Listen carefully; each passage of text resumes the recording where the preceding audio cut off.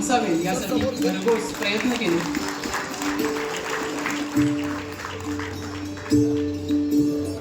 माननीय साहेबांना रत्नागिरी उपकेंद्राच्या वतीने गौरवपत्र देखील देण्यात येत आहे.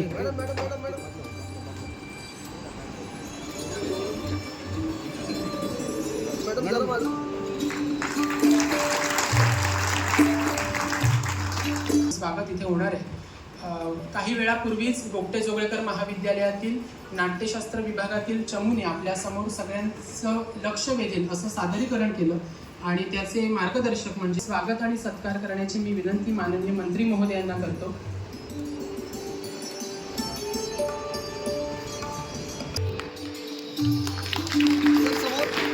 सर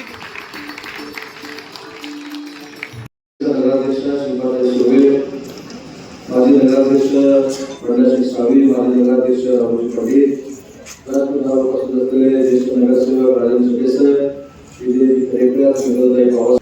कर्मचारी वर्ग, आजचा कार्यक्रम महिला दिनाच्या पूर्वसंध्येला होतो. महिला दिनाच्या सगळ्यांना मी मनपूर्वक शुभेच्छा देतो. आणि महाराष्ट्रामध्ये जेवढ्या नगरपालिका नगरपंचायती आहेत त्या नगरपालिका आणि नगरपंचायतीमधल्या पहिल्या महिला बचत गटाच्या केंद्राचं उद्घाटन आज या रत्नागिरी शहरामध्ये होतं. याचा देखील मनपूर्वक आनंद छोटी महिला भगिनींसाठी स्वयंरोजगार निर्माण करण्याची जबाबदारी देखील राज्याचा उद्योगमंत्री म्हणून माझ्यावर आहे. या सकाळी जिल्हाधिकारी कार्यालयामध्ये काही अधिकाऱ्यांच्या बैठका घेतल्या आणि या बैठकांमध्ये बचत गटाला आपण कशा पद्धतीने सक्षम करता येईल यासाठी विचारविनिमय देखील झाला. पण तुम्हाला सगळ्या महिला भगिनींना एक विनंती करायची आहे. आजचं महिला बचत गट विक्री केंद्र जे आहे ते कुठे एका बचत गटापुरतं मर्यादित नाही. तर मला श्रीपाताईंना आणि नगरपालिकेच्या सगळ्या नगरसेवक नगरसेविकांना विनंती करायची आहे की रोटेशन पद्धतीने या रत्नागिरी शहरातले बचत गट त्या ठिकाणी कसे जाऊन विक्री करतील आणि ते स्वतःच्या पायावर आहेत त्याच्यापेक्षा भक्कम कसे उभे राहतील यासाठी या विक्री केंद्राचा उपयोग आपण सगळ्यांनी मिळून करणं गरजेचं आहे. आज महाराष्ट्रातलं पहिलं नगरपालिकेतलं विक्री केंद्र सुरू करत असताना ही देखील एक महत्वाची बाब आहे की बचत गट अनेक आहेत पण या बचत गटातनं काही बचत गट आपल्याला निवडायचे आहे. म्हणजे परत निवडण्याची प्रक्रिया आली.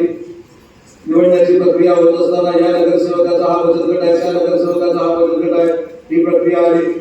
त्याच्यामुळे नगरपालिका आणि महिला बाल कल्याण अधिकाऱ्यांना मला स्पष्ट पद्धतीने सूचना करायचं आहे की ज्या बचत गटाचं मेरिट आहे, ज्या बचत गटाचं उत्पादन, ज्या बचत गटाचं प्रॉडक्ट हे विकण्याजोगं आहे तो 24 लाखावर जाऊन पोहोचलेला आहे आणि 24 लाखांनी 10 लाख लोक जरी रत्नागिरीमध्ये आले असं आपण म्हटलं तर पर्यटनाच्या निमित्तानं या विक्री केंद्राला आनंद साधारण असं म्हणतो. आणि या विक्री केंद्रामधलं चांगलं प्रॉडक्ट, चांगल्या दर्जाचं प्रॉडक्ट, चांगल्या दर्जाचं उत्पादन हे जर आपण विक्री करू शकलो तर या रत्नागिरी शहरामध्ये अनेक अशी विक्री केंद्र उभी करण्याची पालकमंत्री म्हणून माझी तयारी आहे. परंतु याच्यामध्ये महिला भगिनी पुढाकार घेतला पाहिजे. अनेक वेळा आपण फक्त सांगतो की महिलांना स्वतःच्या पायावर उभं करायचं आहे. आता स्वतःच्या पायावर उभं करण्याचं धोरण पालकमंत्री म्हणून मी आखलेलं आहे. तर ते विक्री केंद्र कसं चालेल याच्यावर आता जिल्ह्यातल्या बाकीच्या विक्री केंद्रांचं भवितव्य अवलंबून आहे. आज मी आपल्याला येत असताना पालीमधल्या एका विक्री केंद्राचं उद्घाटन करून आलो. जिल्ह्यातल्या पहिल्या प्रभाग संघाला इमारत दिली, जवळजवळ 50 लाखाची इमारत पालीमध्ये प्रभाग संघाला झाली.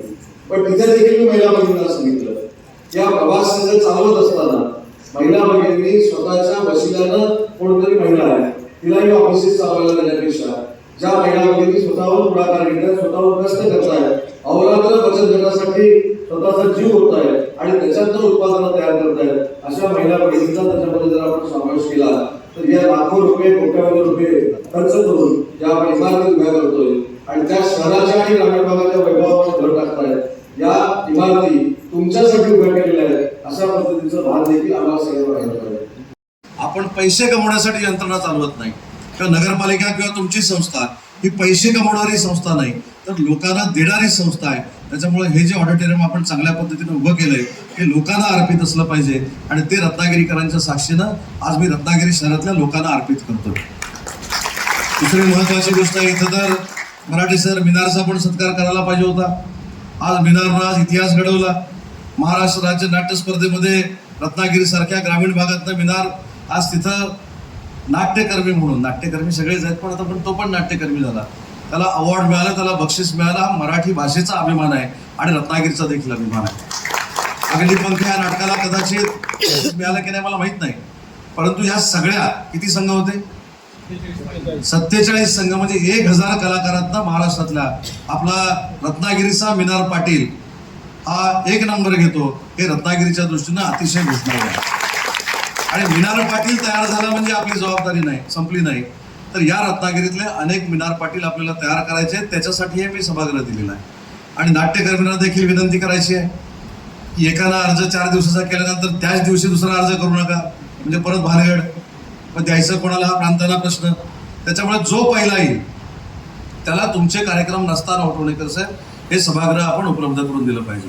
अजून एक नाट्यकर्मींसाठी आनंदाची गोष्ट सांगतो की अजून एक नाट्यगृह बांधण्याचा निर्णय आपण घेतलाय. त्याला 10 कोटी रुपये आपण मंजूर केलेत आणि पॉलिटेक्निकच्या कॅम्पसमध्ये सुसज्ज अजून एक नाट्यगृह बांधण्याचा निर्णय महाराष्ट्र शासनाने घेतलाय. ते नाट्यगृह किती 750 कपॅसिटीचं आहे. आता हे 750 कपॅसिटीचं काय आहे ही देखील शंका होईल. सध्याची नाटकांची परिस्थिती अशी आहे की 1000-1500ची जर सिटिंग कॅपॅसिटी असलेली जर सभागृह असतील तर ते मोजके नाटककार ते भरतात, बाकी कुठची नाटकं भरत नाहीत. आणि म्हणून आपल्या स्थानिक जे कॉन्ट्रॅक्टर आहेत जे नाटकं आणतात त्यांना देखील परवडलं पाहिजे म्हणून स्वातंत्र्यवीर विदास सावरकरांच्या नावानं जे नाट्यगृह आहे त्याच्यापेक्षा छोटं नाट्यगृह या रत्नागिरीमध्ये बांधण्याचा आपण निर्णय घेतलाय. त्याचं देखील काम पुढच्या 8-10 दिवसामध्ये सुरू होणार आहे. पण हे सगळं आपण टिकवलं पाहिजे. आज इंजिनिअरिंग कॉलेजची इमारत झाली, काल 493 कोटी रुपये बजेटमध्ये आपल्याला वैद्यकीय महाविद्यालयाला मिळाले.